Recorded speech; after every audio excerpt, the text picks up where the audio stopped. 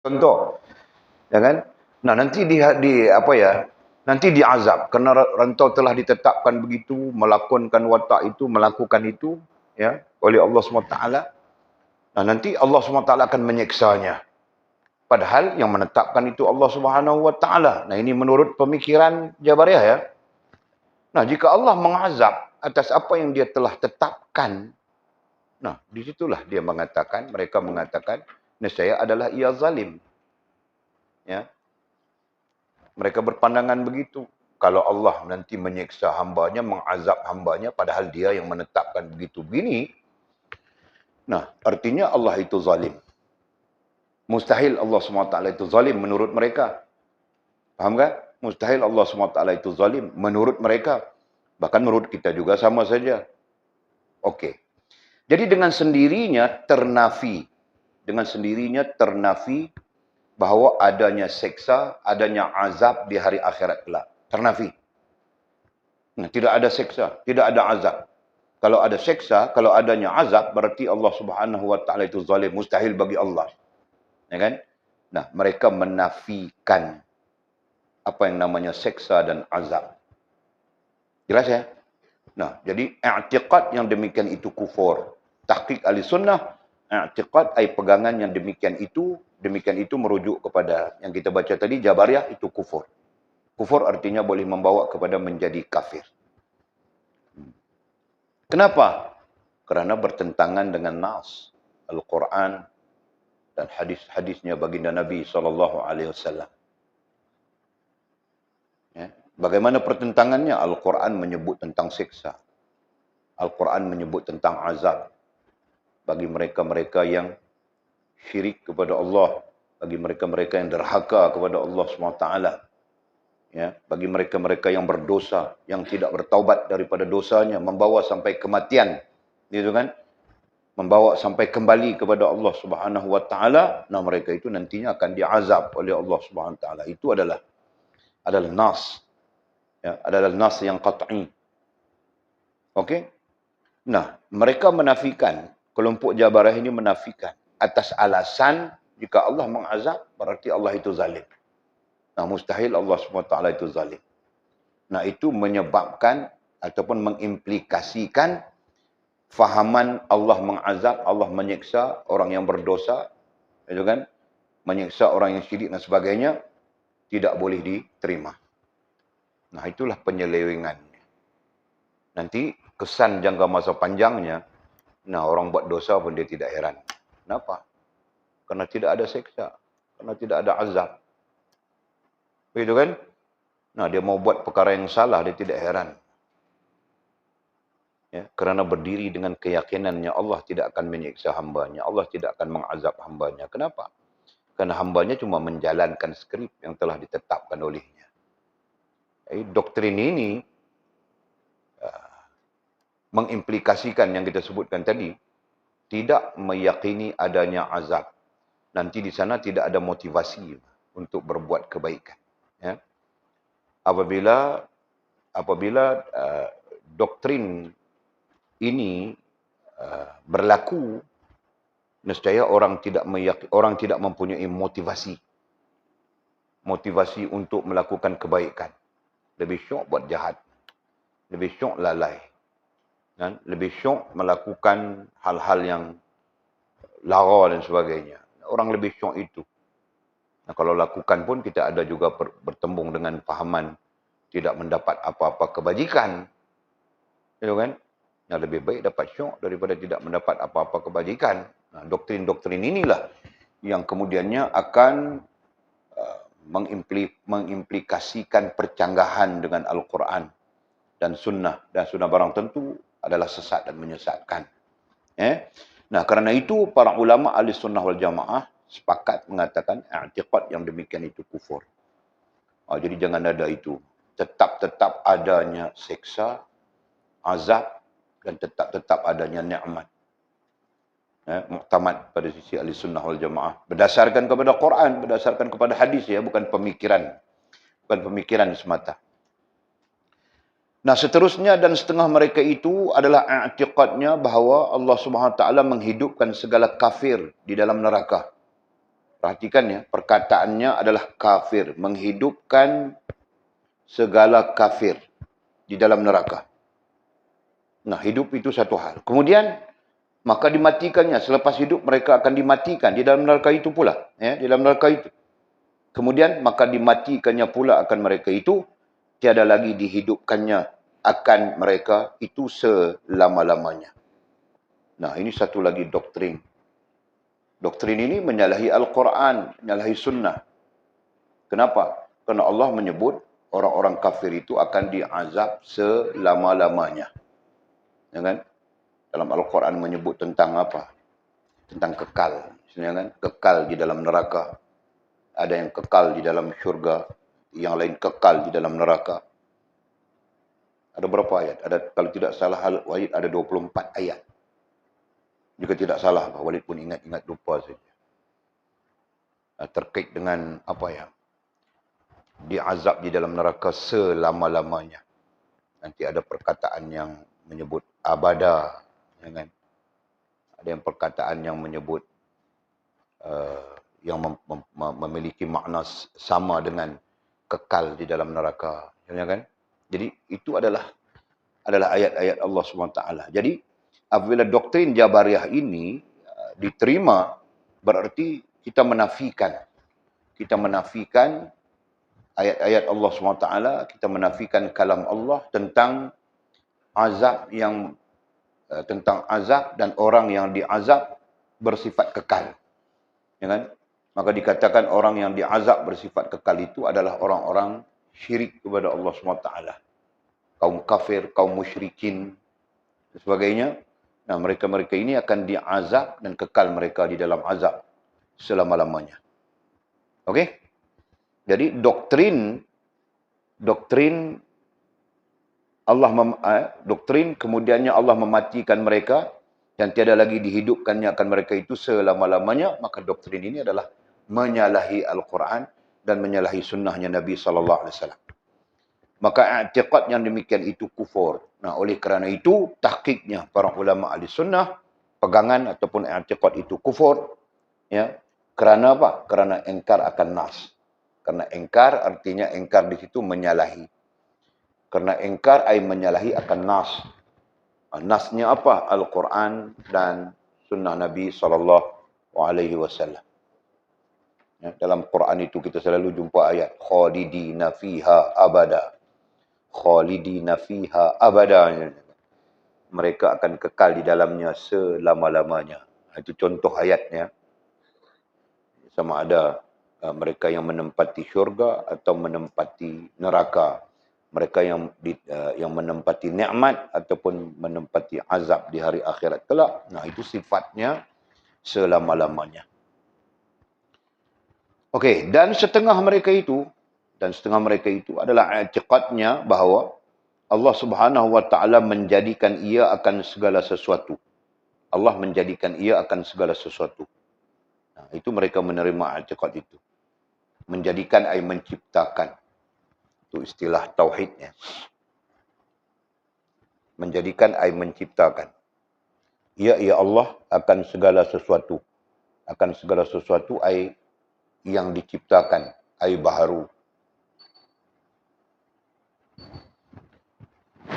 Bahawa Allah SWT telah menjadikan ia akan segala sesuatu. Dan tatkala selesailah ia, ia Allah SWT. Ya. Dan tatkala selesailah ia, ay Allah SWT, daripada menjadikan, berarti selepas dia menjadikan semua itu, istirahatlah ia. Allah pun beristirahat. Ini rentetan daripada mereka menafsirkan wallahu 'alal 'arsy istawa. Ya, wallahu 'alal 'arsy istawa, pada ayat itu mereka menafsirkan Allah berehat. Ya. Yang nanti sampai kepada Mu'tazilah pun menafsirkan yang sama. Mu'tazilah menggunakan pakai tafsiran Jabariyah. Jadi tafsirnya apa? Tafsirnya Allah Subhanahu wa taala berehat di atas aras. Wallahu 'alal 'arsy istawa. Istawa diterjemahkan dan ditafsirkan oleh kelompok Mu'tazilah yang asalnya daripada Jabariyah, ya, sebagai beristirahat. Ya. Nah, itu boleh dirujuk di dalam tafsir Al-Kasyaf Az-Zamakhsyari. Ya, itu cenderung kepada Mu'tazilah. Nah, oleh sebut saja nama tafsirnya. Bila kamu orang mau kaji, walaupun tidak tahu. Nah, namanya tafsir apa? Dina? Al-Kasyaf. Siapa penulisnya? Zamakhsyari. Nah, kemarin saja kita belajar. Tahukah? Kan kemarin. Itulah kamu orang ni cukup lambat mau ingat-ingat.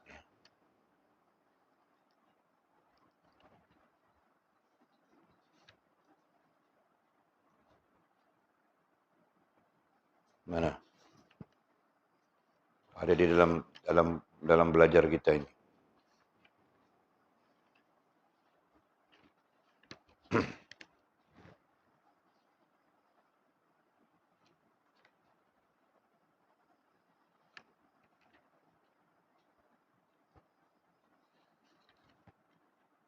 Gimana duduknya? Ada perbandingannya. Al-Kasyaf Mu'tazilah dengan Tabari. Kita bandingkan dengan Tabari. Ahli Sunnah. Oh, belum sampai. Ya, tafsir Al-Kasyaf Az-Zamakhsyari Mutawaffi 538 Hijrah. Nah, ini tafsir Al-Kasyaf. Nah, dalam tafsir Al-Kasyaf itu musannifnya yaitu Zamakhsyari, nah dia cenderung untuk mengatakan istirahat, memaknakan wallahu 'alal 'arsy istawa dengan istirahat, ya. Nah, sebab itu dalam ahli sunnah, nah kita baca kitab ahli sunnah, baca sudah kan, ayat-ayat mutasyabihat, tentang ayat-ayat mutasyabihat. Nah, itu semua orang semua kita belajar sudah itu. Tentang ayat-ayat mutasyabihat. Nah, apa tafsirannya ayat-ayat mutasyabihat? Ar-Rahmanu 'alal 'arsy istawa. Maksudnya Allah bersemayam di atas aras. Nah, ahli sunnah mentakwilkan dengan maksud Allah Subhanahu wa taala berada di apa ya? Di kemegahannya, kekuasaannya, keagungannya. Jadi perkataan istawa itu antara lain adalah keagungan. Nah, itu tafsiran para ulama ahli sunnah wal jamaah. Sedangkan tafsiran Mu'tazilah yang puncanya datang daripada Jabariyah, nah mereka menafsirkan dengan istirahat. Jadi maka pemaknaannya berlaku, ya, ia akan setelah Allah SWT menjadikan bahawa Allah SWT telah menjadikan ia akan segala sesuatu, dan tak kala selesailah ia daripada menjadikan istirahatlah ia. Nah, nanti timbul pertanyaan, istirahatnya bagaimana? Berbaringkah? Bersandar di atas kerusi malaskah? Kan? Duduk-dudukkah? Nah, itu pertanyaannya akan timbul. Ya, karena istirahat itu adalah sifatnya bagi makhluk. Nah, sesungguhnya sifat bagi makhluk itu tidak sesuai, ya, tidak sesuai untuk disandarkan kepada Allah SWT, kecuali Allah sendiri yang menyebutnya. Nah, contoh Allah menyebut basir, melihat. Maka kita mengatakan melihat Allah SWT tidak sama dengan melihatnya makhluk. Melihat makhluk berhajat kepada alat. Melihat Allah SWT tidak berhajat kepada apapun. Maka dikatakan Allah melihat dengan zatnya yang agung. Gitu kan? Okey. Maka setiap sesuatu itu zahir ia. Maka tiap-tiap sesuatu, apapun, zahir artinya muncul. Zahir, ya, zahir ia muncul, terjadi, berlaku pada waktunya. Nah, itu diterima itu. Kita terima itu. Ahli sunnah terima. Ya, ahli sunnah menerima bahawa Allah SWT menjadikan, ya, kemudian tiap-tiap sesuatu yang berlaku itu, kemudian berarti zahir ia pada waktunya. Nah, pada waktunya berlaku ini, berlaku ini, berlaku ini, berlaku ini. Okey? Nah, itu diterima oleh ahli sunnah wal jamaah. Yang tidak diterima pertama tadi, makna istawa dengan istirahat. Itu tidak diterima. Ya, yang selanjutnya apa? Tiap-tiap sesuatu itu zahir ia pada waktunya. Itu diterima. Okey? Itu diterima. Tetapi tiada daripada Allah SWT itu tidak diterima. Itu tertolak. Ya. Nah, dengan maksud mudahnya, Allah SWT menjadikan semua segala-galanya dia jadikan. Nah, kemudian dia pun berehat. Ya kan? Nanti tiap-tiap sesuatu itu zahir pada waktunya. Zahir pada waktunya berarti muncul, berlaku. Dan apa yang berlaku itu tiada lagi daripada Allah Subhanahu wa taala. Ataupun tiada lagi campur tangan Allah Subhanahu wa taala dalam berlakunya segala sesuatu. Itu maksudnya. Boleh fahamkan dulu? Ya. Jadi seolah-olah Allah SWT dicipta, ya, daripada alam ini wujud sampai alam ini sampai kiamat, dia dicipta siap sudah. Kemudian dia pun berehat saja. Nah, di sana timbul pertanyaan. Ya, syubhah sudah di situ. Allah berehat, syubhah sudah. Kemudian apa yang dicipta itu nanti zahir, muncul, berlaku pada waktunya. Jadi pada waktu yang ditetapkan. Nah, itu okey. Boleh diterima. Tetapi apabila masuk tiada daripada Allah SWT, berarti muncul segala sesuatu itu tiada kaitan dengan Allah SWT. Itu yang tidak boleh diterima. Faham kah? Boleh terima ke itu? Boleh faham dulu kah? Nah. Jadi tidak ada kaitan dengan Allah, tidak ada campur tangan, istilah kita iaitu Allah Subhanahu wa taala, nah itu menyalahi. Menyalahi, ya. Kenapa menyalahi? Nah, nas Al-Quran menyatakan. Nas Al-Quran menyebutkan banyak tentang apa? Tentang Allah Subhanahu wa taala mentadbir. Jelas ya? Nah, kalau kita belajar secara metod ilmu tauhid pun, mentadbir itu menggambarkan campur tangan, ya, menggambarkan tetap saja campur tangan Allah SWT dalam hal apapun. Kita baca tafsir perkataan alhamdulillahi rabbil alamin. Nah, itu memadai, mewakili satu Al-Quran. Rabbil alamin, Rabb dengan perkataannya bermaksud mentadbir. Istilah tauhidnya disebut rububiyah. Nah, adapun mentadbir, pentadbiran itu sangat berkait rapat dengan berlaku tidak berlaku sesuatu. Betul? Jadi mustahil Allah Subhanahu wa taala tidak tidak mentadbir. Ya. Nah, jika kita mengatakan kita bersetuju dengan Jabariyah bahwa tiada campur tangan Allah Subhanahu wa taala selepas dia menciptakan, berarti Allah Subhanahu wa taala tidak mentadbir. Betul? Dia menjadikan saja. Kemudian mungkin dia memiliki saja, tapi dia tidak mentadbir. Sedangkan sifat bagi rububiyah Allah SWT itu adalah mencipta, memilih dan mentadbir. Itu fakta. Ya. Jadi kita tidak boleh terima, ya. Jadi di sisi Ahlussunnah wal Jamaah, pemikiran ini, i'tiqad ini tidak boleh diterima. Allah berehat, istirahat, Allah beristirahat itu pertama-tama tidak boleh diterima. Ya, apalagi pada sisi Ahlussunnah wal Jamaah mempunyai terjemahan yang lebih istimewa, begitu. Ya. Yang lebih istimewa, kenapa? Karena tetap saja meletakkan Allah SWT di posisi kesempurnaan haknya. Ya kan? Sekalipun terjemahan istawa itu adalah mutasyabihat, ayat mutasyabihat diklasifikasikan sebagai ayat mutasyabihat, tetapi terjemahan sama ada salaf maupun khalaf. Ya, salaf tidak menterjemahkan, memulangkan maknanya kepada Allah. Manakala khalaf menterjemahkan, nah terjemahan itu tetap saja menyempurnakan hak Allah Subhanahu wa taala. Berbanding terjemahan Mu'tazilah ini, terjemahan Jabariyah ini. Ya kan? Beristirahat, makhluk saja yang beristirahat itu. Allah Subhanahu wa taala tidak ada istilah istirahat baginya. Kalau begitu Allah tidak berehatkah? Nah, jangan dipandang Allah seperti makhluk. Sampai-sampai Allah menjelaskan la ta'khuzuhu sinatun wala naum. Tidak ada pada Allah Subhanahu wa taala itu letih. Ya, letih, penat, lelah, wala naum dan tidur. Nah, sebagai gambaran untuk menunjukkan bahawa Allah Subhanahu wa taala itu tidak ada baginya sifat-sifat makhluk. Allah tidak mengambil, tidak ada padanya sifat-sifat makhluk. Antaranya apa? Sinatun. Sinatun dengan makna lemah, letih. letih, apa lagi? Penat. Itu istilahnya wala naum, dan tidak tidur. Jadi sebagai bentuk menafikan, Allah menafikan bahawa apa yang ada padanya sifat baginya itu sama seperti sifat makhluk.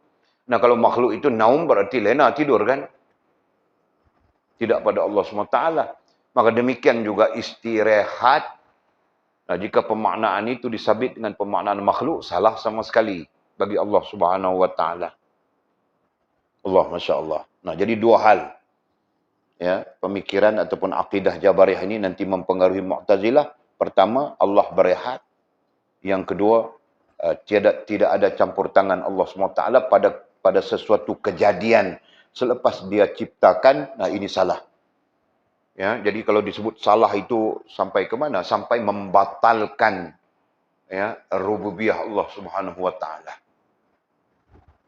Jadi jangan ada itu, jangan berlaku itu. Maka tahqiq Ahlussunnah wal Jamaah, ya, maka i'tiqad yang demikian itu kufur. I'tiqad ini, pemikiran ini, akidah ini boleh membawa kepada kufur, ya, dan menyebabkan jadi kafir. Na'udzubillah. Okey. Kemudian kata musannif, dan setengah mereka itu ai Jabariyah adalah i'tiqadnya bahawa tiap-tiap orang yang hadir, tiap-tiap orang, nah tidak kira siapapun ya, tiap-tiap orang. Nah, kenapa kita sebut tidak kira siapapun? Nah, kerana dalam Ahlussunnah wal Jamaah tahap orang itu berbeza. Ya. Kita menyebut dari sudut maqamat kah, kita menyebut dari sudut apakah, tahap seseorang itu berbeza. Nah, kalau kita menggunakan maqamat itu lebih mudah untuk kita faham. Ada orang yang tahapnya cuma tahap, kita sebut apa ya, awam gitu kan. Ada orang yang tahapnya tahap tawabin. Ada orang yang tahapnya muhafizin, muqarrabin gitu kan. Nah, itu tahapnya berbeza. Justru tiap-tiap orang dalam Ahlussunnah wal Jamaah menyebut tahapnya berbeza. Jadi berdasarkan kepada tahap itu nanti ada sesuatu yang hadir secara kerohanian. Ya, misalnya ilham, ya kan? Nah, kalau orang itu tahapnya muqarrabin, berarti ilhamnya itu ilham yang baik. Tidak ada yang nanti membawanya kepada kemudaratan. Kalau tahapnya itu tahap awam, nah ilham itu mungkin saja membawa kepada kemudaratan, kan? Membawa kepada kemudaratan. Sama ada kemudaratan dalam hal agama bagi diri maupun kemudaratan diri itu sendiri. Ya. Karena ilham itu bercampur dengan nafsu, gitu kan? Bercampur dengan istilah kerohaniannya kotoran-kotoran. Jadi yang masuk ilham yang masuk itu penuh dengan ataupun ada kekotoran yang boleh menyebabkan kemudaratan kepada diri kita rohaniah dan jasmaniah. Okey, itu pandangan Ahlussunnah wal Jamaah. Nah, adapun Mu'tazilah, adapun Jabariyah ya, pandangannya tiap-tiap orang, bahwa tiap-tiap orang berarti semua orang yang hadir di dalam hati, nah itu istilahnya kalau Nabi Rasul itu wahyu, boleh jadi wahyu. Ya kan? Kalau orang yang saleh, orang-orang saleh, muqarrabin, salihin, syuhada, siddiqin, nah itu boleh jadi ilham. Yang kita sebut sebagai ilham yang baik, gitu kan? Nah, kalau orang itu tidak berada di posisi salihin, syuhada, siddiqin, mungkin dia di sisi muhafizin dengan muqarrabin kita sebutkan, ya. Nah, orang itu mungkin ilham itu mungkin ada ataupun disebut bertarik-tarik saja. Betul, paham kan? Ya. Keadaannya bertarik-tarik antara ilham yang baik dengan ilham yang buruk. Nah, di bawah muqarrabin dengan muhafizin adalah tawabin dengan awam. Tidak wajar untuk bersandar kepada ilham. Begitu. Ya. Nah, ini sebagai maklumat tambahan kepada kita tentang Ahlussunnah wal Jamaah. Ya, walaupun nanti kita bandingkan dengan Jabariyah ini. Jadi kalau kita itu orang awam, kalau kita itu tawabin, sangat tidak wajar untuk kita bersandar kepada ilham. Sekalipun ilham itu tetap ada. Karena ilham itu adalah komunikasi rohaniah. Betul? Belajar sudah itu. Ilham itu adalah bagian daripada komunikasi rohaniah. Berarti ilham itu sentiasa ada saja. Tinggal lagi kita orang awam, kita orang tawabin awam sampai tawabin, tidak wajar merujuk kepada ilham. Perlu merujuk kepada Al-Quran, kepada sunnah, kepada apa yang dihujahkan, difatwakan oleh para ulama. Jadi ilham itu nanti berlaku kepada orang-orang yang muhafizin dengan muqarrabin. Itu pun masih lagi berada di dalam keadaan tarik-tarik. Ya. Berada di keadaan bertarik antara benar dengan salah. Hanya saja mudah-mudahan Allah memberi rahmat, melindungi, memelihara orang-orang yang muhafizin, orang-orang yang muqarrabin. Dia terlepas daripada kemudaratan ilham itu. Hanya saja itu. Okey. Pada sisi Jabariyah, pada sisi Jabariyah yang sedang kita bincang ini, tiap-tiap orang, jadi tidak kira makamnya. Tiap-tiap orang. Berarti tidak merujuk kepada makam lagi sudah. Tiap-tiap orang, awam kah, tawabin kah, muhafizin kah, muqarrabin kah, sampai solehin, syuhada, siddiqin kah, tidak kira itu. Bilangnya tiap-tiap orang yang hadir di dalam hati. Perkataan hadir di dalam hati itu yang kita namakan ilham tadi. Ya. Ilham itu kemudiannya menjadi rasa. Begitu. Yang hadir di dalam hati. Daripada khawatir katanya. Ya. Yang hadir di dalam hati daripada khawatir. Asal makna khawatir adalah berbimbang. Ya. Asal makna khawatir adalah berbimbang. Tapi khawatir di sini bukan bermakna berbimbang. Khawatir di sini bermaksud rasa ingin melakukan. Ya. Wabit ya, jangan nanti tersalah apa ya? Tersalah tafsir ya. Ya. Daripada khawatir, ai rasa ingin melakukan. Jadi tiap-tiap orang. Tadi kita sebut ahli sunnah ya. Ahli sunnah lain. Kalau orang itu awam ataupun sampai di peringkat awam ataupun di peringkat tawabin, dia dilarang untuk mengguna pakai ilham. Jelas ya? Orang yang muqarrabin, muhafizin dengan muqarrabin, dia nanti tertarik-tarik antara baik dengan buruk daripada ilham itu. Jelas boleh sebutnya. Berbeza dengan Jabariyah ini, tiap-tiap orang. Berarti tidak timbul lagi soal makam di situ. Tidak timbul lagi soal kedudukan di situ. Jangan siapapun, boleh saja menerima ilham yang hadir di fikiran, yang hadir di hati. Jelas ya? Okey. Daripada khawatir, daripada rasa ingin melakukan. Daripada khawatir, daripada rasa ingin melakukan. Sama ada kebajikan atau kejahatan. Sama ada baik atau buruk. Istilahnya disebut kebajikan atau kejahatan. Ya. Harus kita mengerjakan dia. Ini penyelewengan Jabariyah ini. Harus kita mengerjakan dia. Dia apa? Dia khawatir. Rasa ingin itu tadi. Ya. Harus kita mengerjakan dia, rasa ingin itu tadi, rasa ingin melakukan itu tadi. Ya. Faham tak?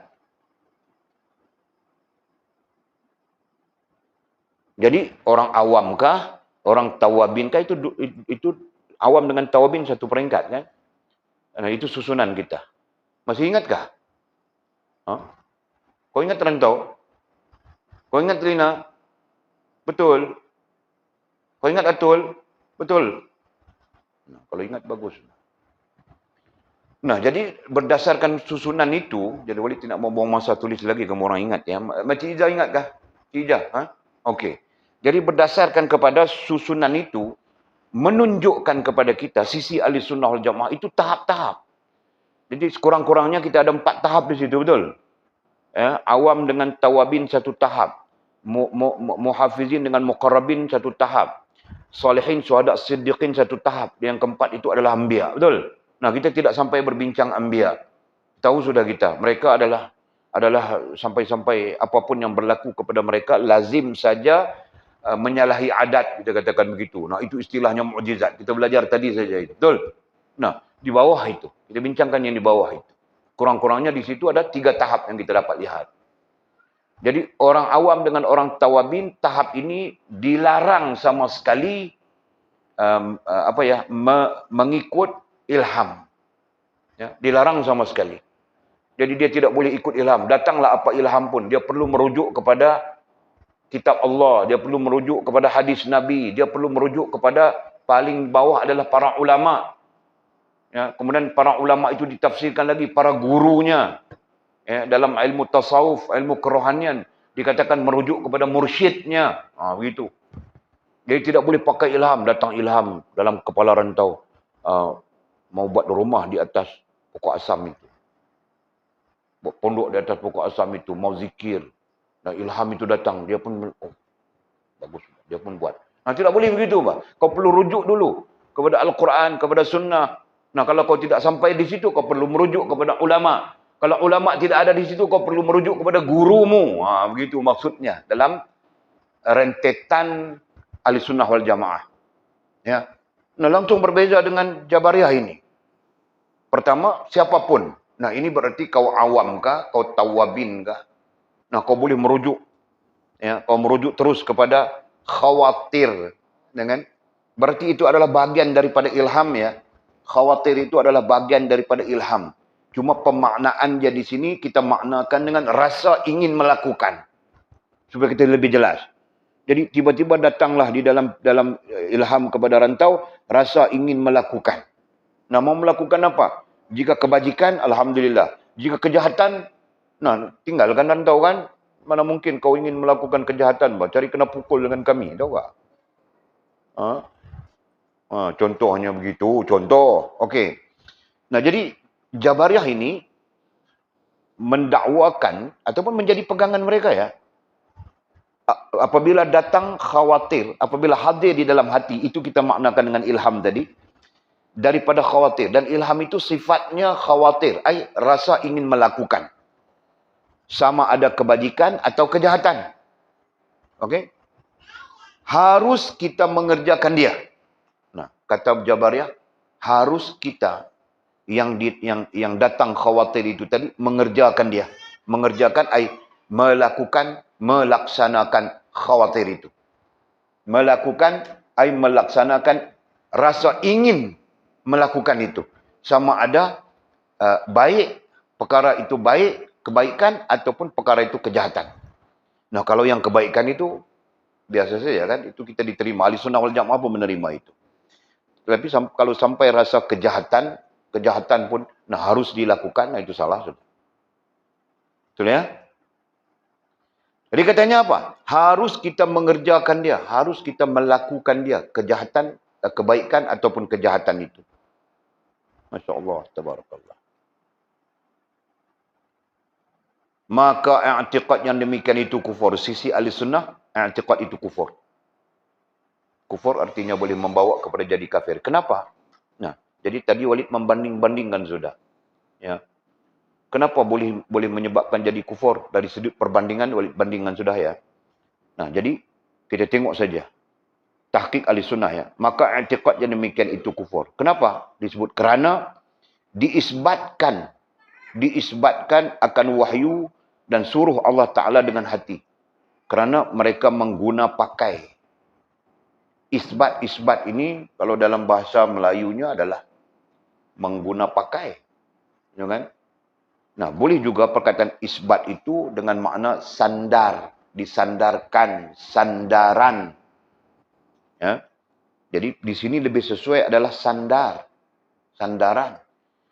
Ya, kenapa? Kerana kelompok Jabariyah ini menyandarkan wahyu dan suruh Allah Ta'ala dengan hati. Ya kan? Sedang kita Ahlussunnah wal Jamaah menyandarkan suruh Allah Subhanahu wa Ta'ala, disebut suruh di sini. Ya. Suruh perintah. Ya. Kita Ahlussunnah wal Jamaah perkataan suruh itu secara umum disebut perintah. Jadi perintah Allah Subhanahu wa taala bagi kita ahli sunnah disandarkan kepada wahyu, disandarkan kepada Al-Quran, disandarkan kepada hadis Nabi SAW. Sampai-sampai perintah apapun, ya, perintah apapun semuanya disandarkan kepada wahyu, disandarkan kepada wahyu. Artinya Al-Quran dan Sunnah Nabi SAW. Nah, pada sisi Jabariyah, nah mereka menyandarkan suruhan Allah SWT atau perintah, perintah Allah SWT itu dengan hati saja. Ya. Jadi dengan hati bermaksud ilham tadi. Jadi mereka menyandarkan suruhan Allah SWT itu dengan ilham. Bukan dengan wahyu. Nah, sampai-sampai lebih parah daripada itu, ilham itu, ya, ilham itu dalam bentuk khawatir, dalam bentuk rasa ingin melakukan. Sama ada baik, nah jika baik bagus, ya, ataupun buruk. Berarti buruk pun mereka mereka cenderung berpegang dengan boleh dilakukan, ya, mesti dilakukan. Begitu. Kenapa? Karena mereka menyifatkan, ya, yang demikian itu daripada suruh Allah SWT. Karena mereka menyifatkan ilham itu yang datang pada fikiran kita, kemudian yang datang di dalam hati kita, yang kita sebut rasa, yang kita sebut khawatir itu tadi, rasa ingin melakukan, itu adalah datang daripada Allah Subhanahu wa taala. Mereka menyifatkan begitu. Ya. Dalam bahasa mudah, mereka menyifatkan ilham itu adalah suruhan ataupun perintah Allah Subhanahu wa taala. Nah, mana boleh begitu, Pak? Nah, kerana itu kita ahli sunnah menafikan, tidak boleh begitu. Ya, yang namanya perintah Allah Subhanahu wa taala mesti datang melalui Quran. Ya, mesti ditunjukkan oleh baginda Nabi SAW. Nah, karena itu kita mengistilahkan wahyu. Mesti dirujuk kepada wahyu. Yang namanya perintah itu. Ya. Jadi perintah apapun mesti disandarkan kepada wahyu.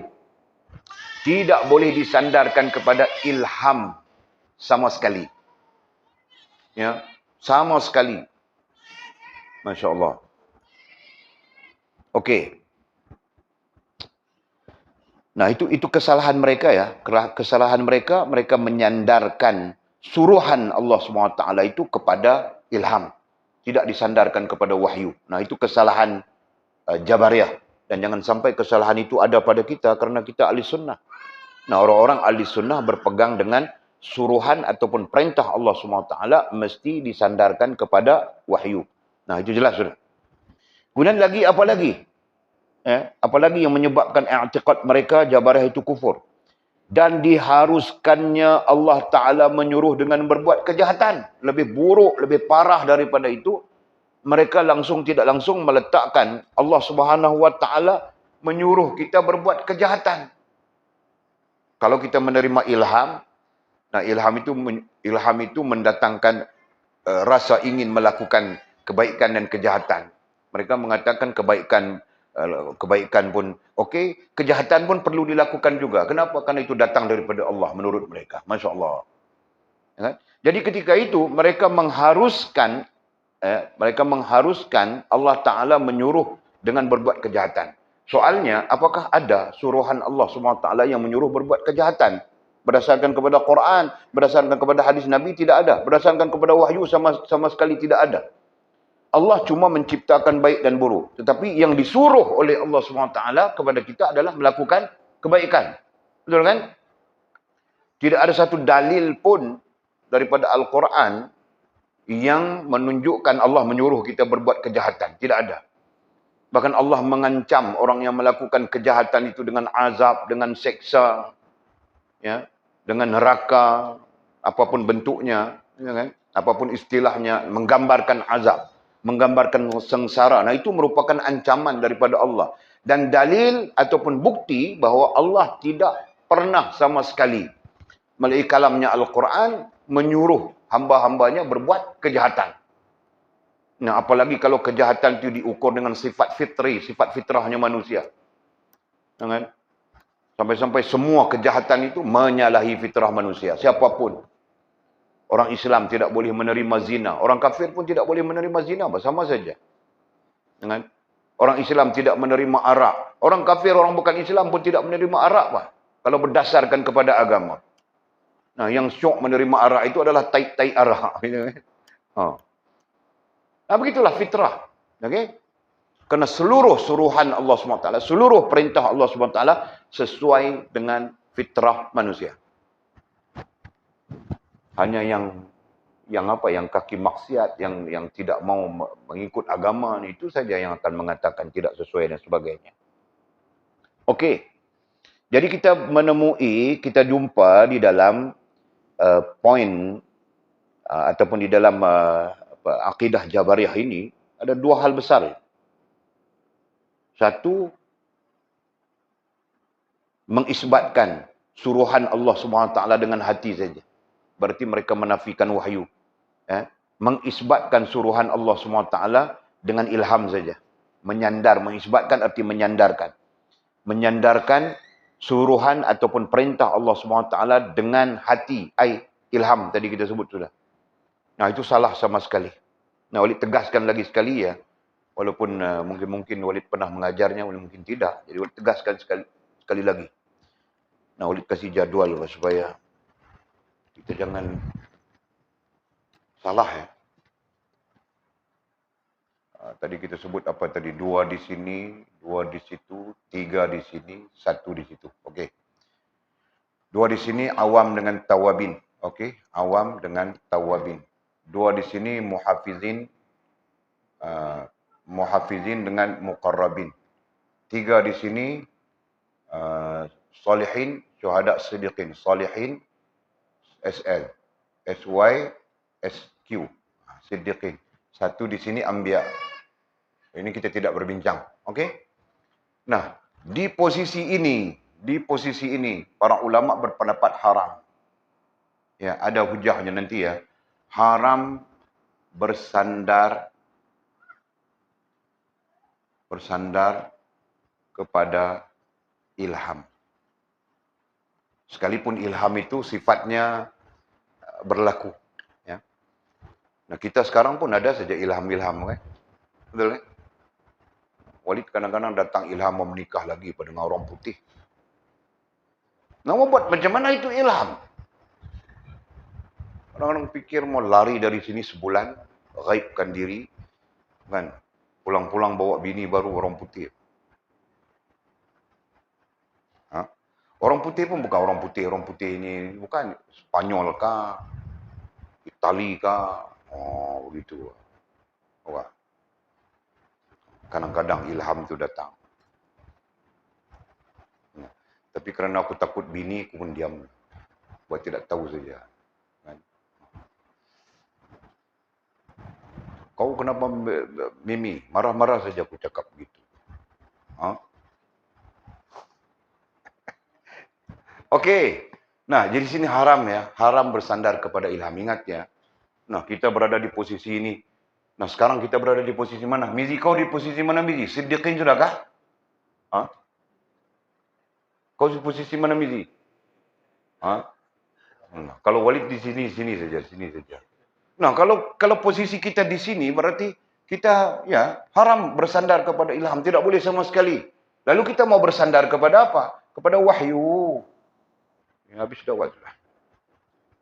Ya, kita belum bersandar kepada wahyu. Nah, itu nombor 1. Nah, kita tidak pandai wahyu karena kita tidak tahu bahasa Arabnya begitu begininya. Nah, yang kedua, ulama. Ya. Nah, kita perlu bersandar. Nasihatnya para ulama, pandangannya para ulama tentang wahyu itu tadi. Begitu. Sama sekali tidak boleh ya.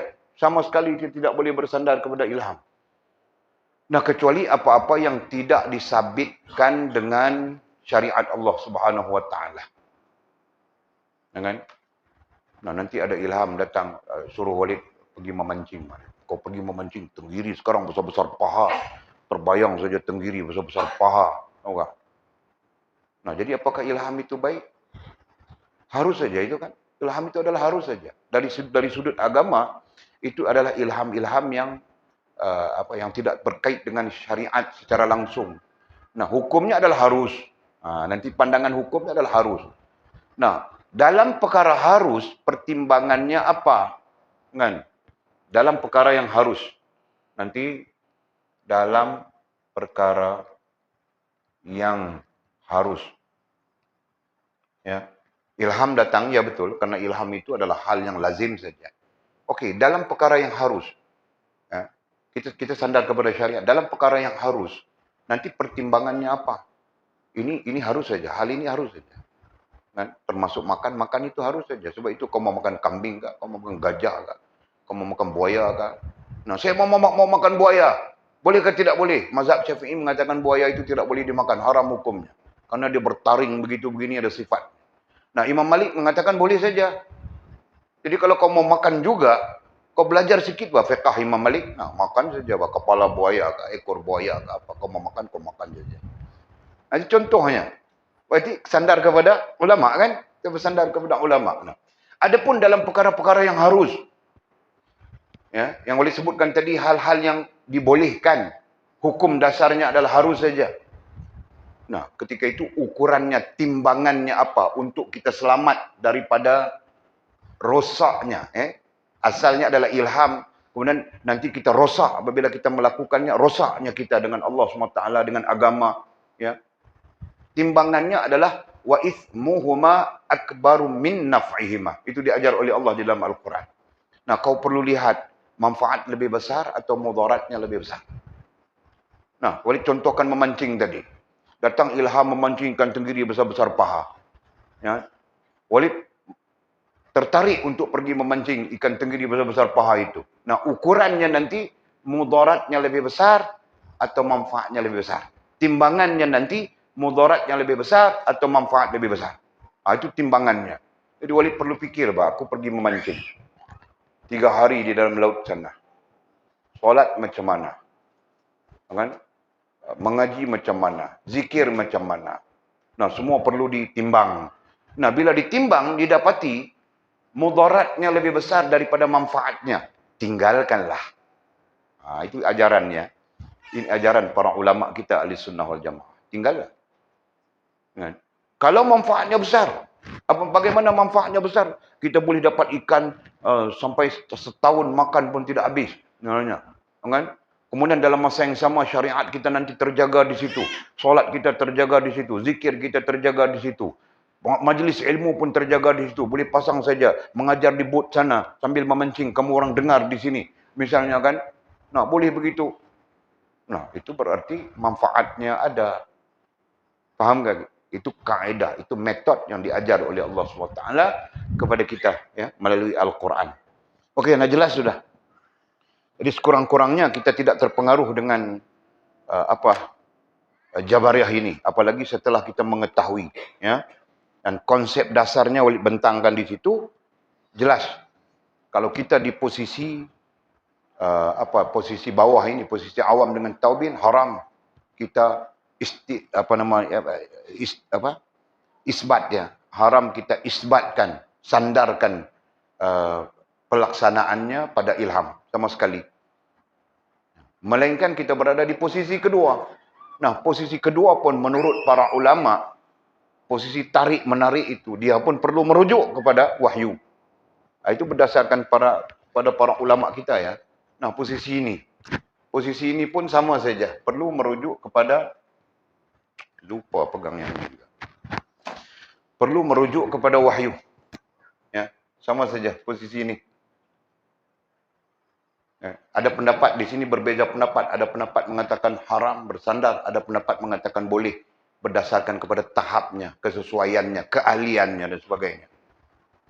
Nah, jadi kalau kita di sini pun belum selesai, bilang Mizi tadi, pun belum selesai. Kamu bersandar kepada ilham. Macam mana? Kan Mizi kan? Nah, Masya Allah, tabarakallah. Okey.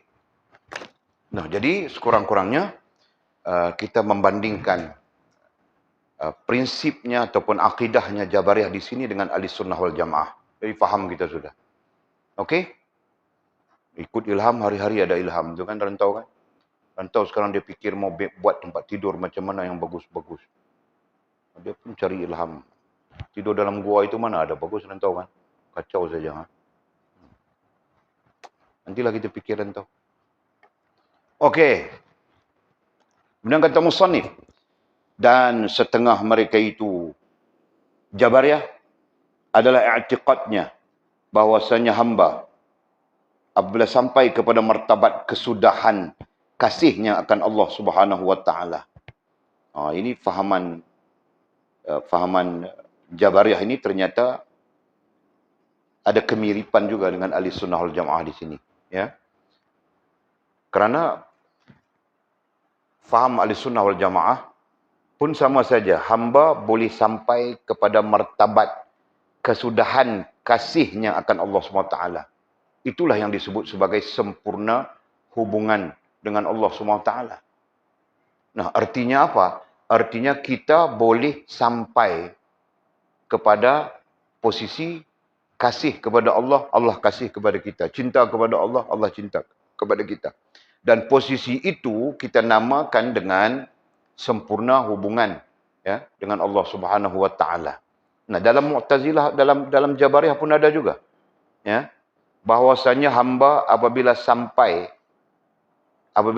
berarti boleh sampai dalam akidah Jabariyah ini, hamba boleh sampai kepada martabat kesudahan kasihnya akan Allah SWT. Nah, dia pun faham begitu, kita ahli sunnah pun faham begitu. Okey? Kemudian lanjutannya, dan heninglah hatinya. Dan heninglah. Hening artinya tenang. Kan? Hening artinya tenang. Damai. Kan? Ada juga yang memaknakan dengan suka. Begitu. Dan heninglah hatinya. Tenanglah hatinya, damailah hatinya. Jadi dia sudah sampai kepada martabat. Martabat itu tahap, ya. Nah, ini pun yang kita bincang ni tahap juga. Maqamat itu berarti tahap. Berarti martabat. Boleh saja dimaknakan begitu. Jadi kalau sudah sampai, misalnya disebut dengan para ahlillah itu, ya. Kalau sudah sampai di posisi yang terbagus, ya, yang terbaik di sisi hamba, ada posisi ini. Posisi ini, ya. Allah menyebutnya di dalam Al-Quran. Posisi salihin, syuhada, siddiqin. Ini adalah posisi-posisi yang disebut oleh Allah dalam Al-Quran. Nah, sampai di posisi ini berarti sempurna hubungan dengan Allah. Begitu kan? Nah, posisi salihin, syuhada, siddiqin itu sempurna hubungan dengan Allah SWT. Nah, jadi boleh sebut sudah tadi, Jabariyah pun ada fahaman ini. Ada fahaman ini. Ya. Boleh sampai sempurna hubungan dengan Allah. Nah, adapun fahaman kita, ahli sunnah wal jamaah, orang yang sempurna hubungannya dengan Allah, heninglah hatinya. Hatinya menjadi tenang. Ya. Orang yang sempurna hubungan dengan Allah, hatinya akan menjadi tenang, menjadi damai, menjadi bahagia. Ini hakikat yang dibincangkan di dalam ahli sunnah wal jamaah. Ya. Sama ada kita memahami atau tidak, hakikat ini memang betul. Kalau kamu orang rajin, tapi wali tidak mau kasih telefon, sampai habis belajar dulu. Ya kan? Kamu orang tengok revert Islam, orang-orang yang masuk Islam. Dan mereka menceritakan betapa dia merasa tenang berada di dalam Islam. Yang terbaru wali tengok seorang Itali dia. Seorang perempuan Itali. Dia seorang supermodel. Jadi model kan? Model tahu Mimi?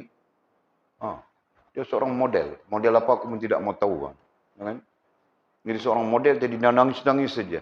Dia menceritakan betapa dia melalui hidup yang begitu buruk.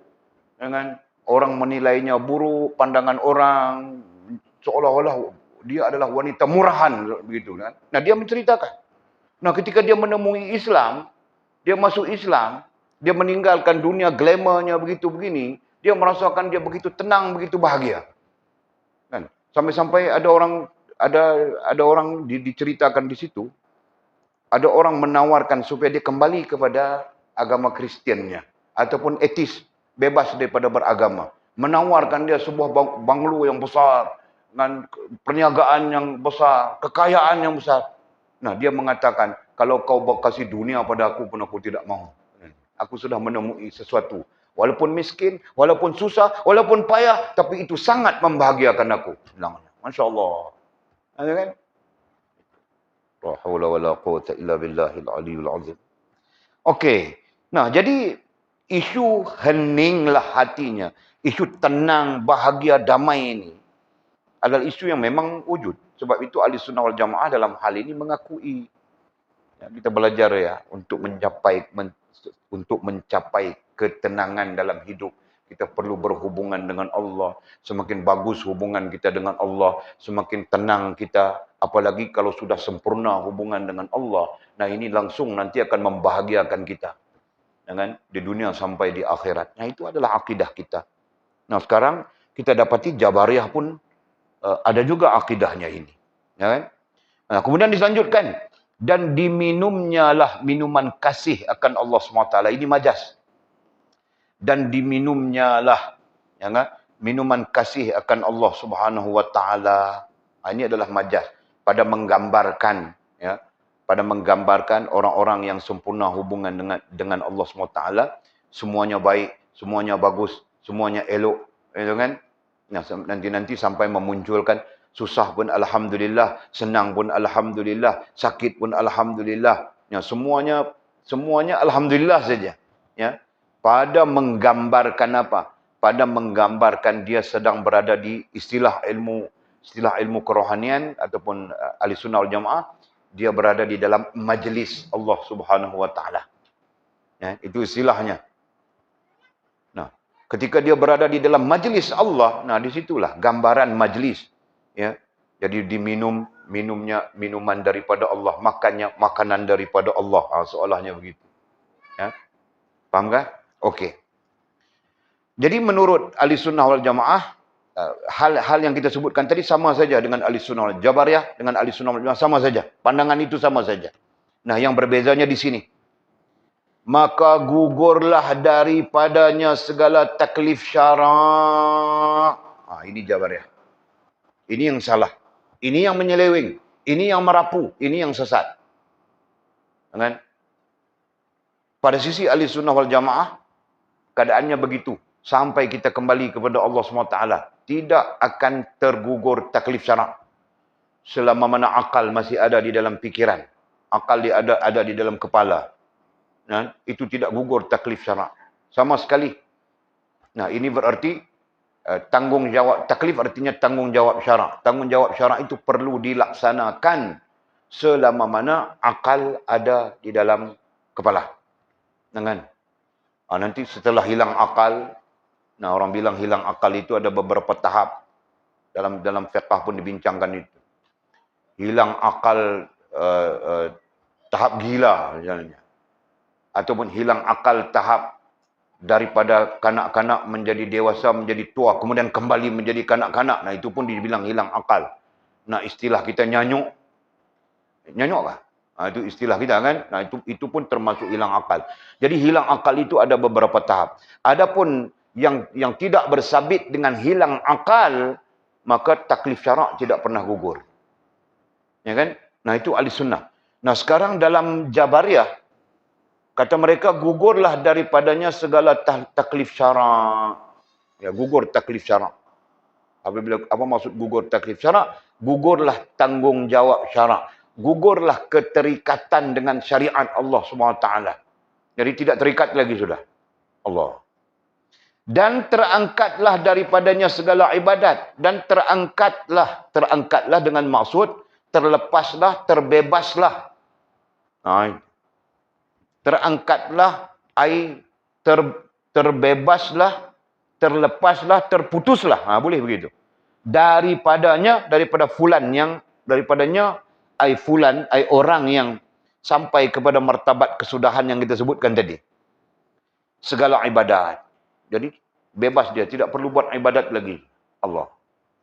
Ini Jabariyah, ya. Ini Jabariyah. Nah, jadi kita bandingkan sudah tadi, apa mungkin boleh berlaku kepada kita begitu? Ahli Sunnah sepakat mengatakan sama sekali tidak mungkin. Nah, yang boleh diterima Jabariyah tadi seperti kita juga Ahli Sunnah wal Jamaah dalam hal hamba ini boleh sampai kepada martabat yang paling tinggi, sempurna hubungan dengan Allah Subhanahu Wa Taala, ya kan? Kemudian tenang, damai hatinya nanti, berarti bebas dia daripada belenggu kebimbangan, ya, berbimbang itu. Nah itu ya sama. Tapi kalau sudah sampai kepada gugur daripadanya segala taklif syarak, terangkat daripadanya segala ibadat, nah ini tidak ada di dalam ahli sunnah wal jamaah. Inilah penyelewengan, inilah kesesatan kelompok Jabariyah yang menyalahi Al-Quran dan menyalahi sunnah Nabi SAW. Jelas ya? Nah, maka jadilah, nah mereka klaim, maka jadilah ibadatnya ketika itu, ibadat mereka itu tafakkur jua. Jadi mereka gugur taklif syarak, terangkat segala ibadat, berarti tidak terikat lagi dengan syariat Allah, bebas daripada melakukan ibadat apapun, ya kan? Nah, ini lagi-lagi satu penyelewengan besar ini. Maka gantian, sebagai ganti kepada taklif syarak dan segala ibadat itu, tafakkur jua. Jadi tafakkur itu menjadi gantian ibadah. Tidak ada, bah. Ini tidak ada. Ini menyalahi Al-Quran, menyalahi sunnah Nabi SAW. Al-Quran tidak pernah menuturkan tentang ini. Ya, baginda Nabi SAW sendiri pun tidak pernah menunjukkan, mengatakan tentang ini. Bahkan baginda Nabi SAW sendiri menunjukkan ibadat itu sampai kepada beliau wafat. Ya kan? Masya Allah, tabarakallah. Jadi merapu saja Mu'tazilah, apa namanya, Jabariyah ini. Ya, Mu'tazilah pun, kerana daripada Jabariyah itu nanti terjadinya Mu'tazilah. Allah, Masya Allah. Tafakur saja. Syok kan? Tafakur saja. Cover semua syariat Allah SWT. Jadi ini menyalahi, ini salah, ini sesat, ini kesesatannya. Okey? Nah, jadi tahqiqnya para ulama ahli sunnah wal jamaah, maka i'tiqad yang demikian itu kufur. I'tiqad ini boleh menyebabkan kita jadi kafir. Na'udzubillah. Jadi jangan nadam. Ya. Jadi pegangan kita bagaimana? Tidak pernah gugur taklif syarak, tidak pernah terangkat taklif syarak selama mana kita berakal. Nah, jadi kalau sudah tidak berakal baru gugur taklif syarak. Macam orang gila itu ya. Kalau dia tidak pakai seluar pun, bebetnya goyang, nampak saja berjalan, nah, dia tidak berdosa sudah. Ya kan? Sama saja kalau orang gila itu perempuan pun ada, tahukah orang perempuan gila dihamilkan, dihamilkan oleh orang lelaki-lelaki yang tidak gila, itu kan. Allah, Masya Allah. Jadi dia tidak berdosa. Ya.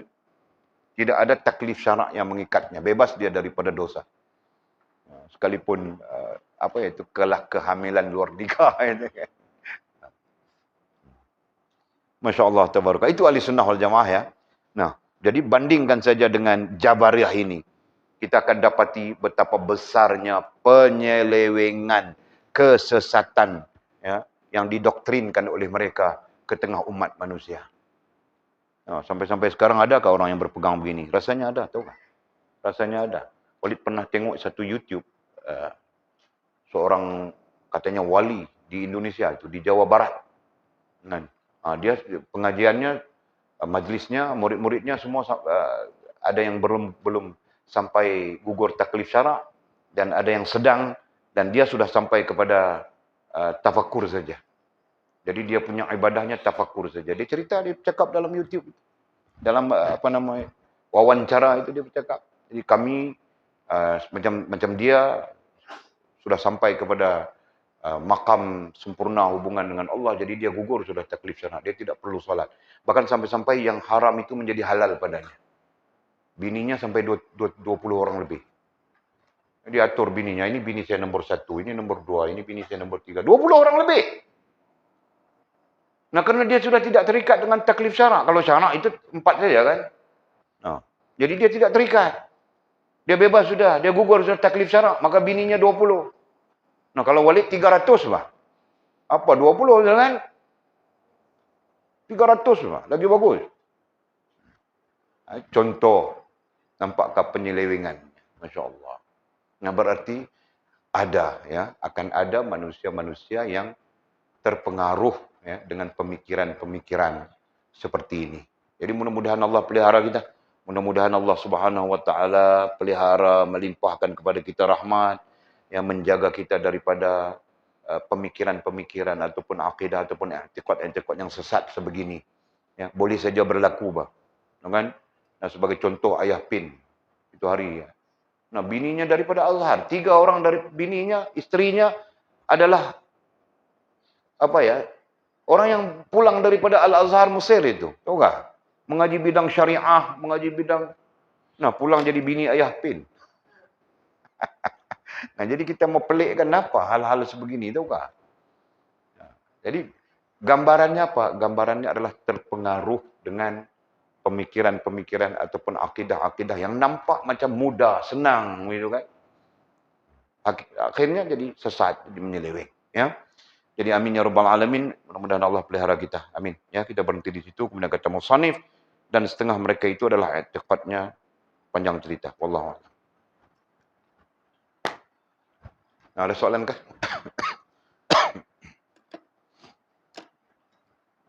Tidak ada. Kamu tanya apa, Lina?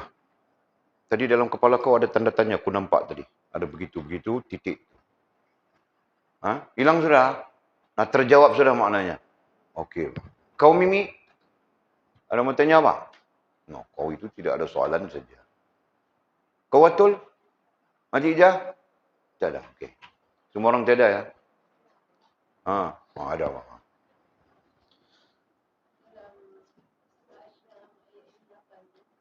Surah apa?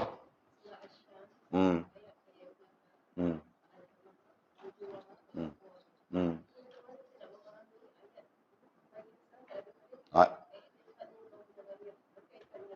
Okey. Jadi kita dah sebut dah tadi, yang kita maksudkan haram bersandar kepada ilham dalam perkara-perkara yang berkait dengan apa tadi kita sebut dalam kitab kita tadi, teks kita tadi tu, rasa ingin melakukan, ya, keburukan atau kebaikan ataupun keburukan yang sabitnya syar'i, ya. Jadi adapun fa'alhamaha fujuraha itu gambaran secara umum, ya, gambaran secara umum bahawa Allah berinteraksi dengan hamba-hambanya melalui ilham dari sudut mana yang baik, mana yang buruk. Itu gambaran secara umum. Jadi setiap manusia, setiap hamba-hamba Allah SWT ini pada hakikatnya tahu mana yang baik, mana yang buruk. Dia tahu. Kan? Setiap hamba lah, setiap orang lah, tak kira lah dia tu Islam kah, tidak Islam kah. Dia tahu mana yang baik, mana yang buruk. Kan? Jadi itu adalah bentuk komunikasi Allah dengan hamba secara umum. Fa'alhamaha fujuraha wa taqwaha. Nak beritahu kepada kita, ya, macam kita sebutkan tadi, Allah sentiasa berkomunikasi dengan hamba-hambanya. Bahkan sekalian makhluk, ya, sekalian makhluk termasuk haiwan. Para ulama tafsir mengatakan begitu. Tapi kita bercakap khusus manusia ini. Allah berkomunikasi dengan manusia melalui ilham itu. Jadi kemudian baru ditafsirkan ilham itu di mana tempatnya, alatnya di mana, alatnya akal. Ya kan? Kemudian alat keduanya adalah hati. Begitu. Itu perbincangan. Jadi kita ringkaskan. Jadi hak umum itu ada pada semua orang. Yang kita bincangkan tadi ini haram bersandar kepada ilham ni yang khusus terkait dengan terkait dengan kebaikan dan keburukan, terkait dengan hal itu. Kerana kebaikan dengan keburukan itu adalah perkara agama yang tidak mesti disandarkan kepada wahyu. Jelas ya? Itu maksudnya. Jadi tiba-tiba datang ilham suruh rogol orang. Ya kan? Jadi ini ilham rogol orang, nak ikut ke tak ikut? Kan? Bagi Jabariyah, dia faham begitu. Dia faham ilham walaupun jahat itu merupakan suruhan Allah SWT. Dia faham begitu. Maka pada dia, kalau dia pergi cari rogol orang pun dia tidak berdosa. Faham dia begitu. Kan? Akidahnya begitu. Jadi bertentangan dengan kita ahli sunnah wal jamaah. Kita ahli sunnah wal jamaah, apa yang diharamkan oleh Allah, haramlah pada kita. Jadi maksud yang kita sebutkan di sini, para ulama menyebut haram bersandar kepada ilham, ini khususnya dalam perkara-perkara berkaitan dengan syariat. Jelas ya? Nah, adapun yang kita sebut tadi contoh, kita katakan dalam syariat ini pun ada perkara-perkara yang harus misalnya. Kan?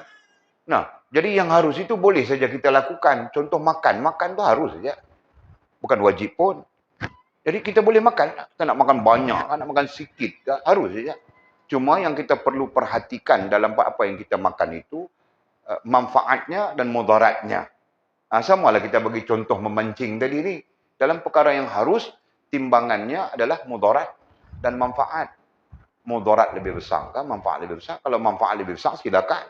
Dia harus saja. Kalau mudarat lebih besar, tinggalkan. Begitulah maksudnya.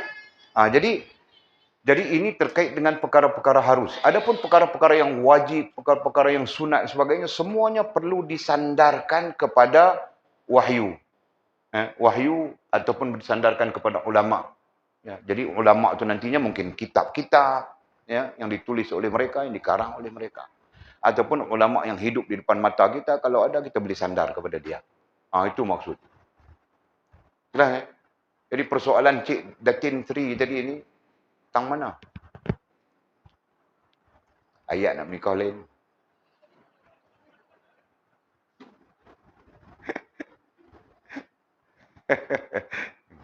Mak kata ustaz ni pun wayar. Wayar tak apa lah. Okey. Jelas tak ni? Okey, jadi pandangan umumnya fa'alhamaha fujuraha asyam. Ayat yang sebut berapa tadi kita tak ingat dah. Itu adalah konsep umum dalam Allah berinteraksi dengan hamba-hambanya. Itu saja. Kan? Daripada umum tu kita perlu melihat khususnya. Bila ada umum berarti ada khusus. Macam itulah. Bila ada khusus berarti ada umum. Dia takkan main seketui macam tu saja. Okey, wallahu a'lam. Lain ada soalan? Ada soalan Pak Ika? Tak ada. Tak ada apa. Kau rentau ada soalan kah? Kau bagus saja. Jul, kau demam ke Jul? Nampak macam demam saja. Kau Mizi? Tidak demam? Okey. Bismillahirrahmanirrahim. Alhamdulillahirabbil alamin wassalatu wassalamu ala asyrafil mursalin sayyidina maulana Muhammad wa ala alihi washabihi ajma'in. Allahumma iftah lana futuhal arifin warzuqna fahman nabiyyin waj'alna min ibadikas salihin. Allahumma hdina siratal mustaqim siratal ladzina an'amta 'alaihim minan nabiyyin wasiddiqin wasyuhada'i wassalihin. Allahumma rabbana iftah bainana wa bain qaumina bil haqq wa anta khairul fatihin. Allahumma a'inna 'ala dzikrika wa syukrika wa husni ibadatik. Allahumma faqihna fid din wa 'allimna at-ta'wil. اللهم فقهنا في الدين وعلمنا التأويل اللهم فقهنا في الدين وعلمنا التأويل وصلى الله على سيدنا محمد وعلى آله وصحبه وبارك وسلم والحمد لله رب العالمين تقبل الله منا ومنكم وقم الصلاة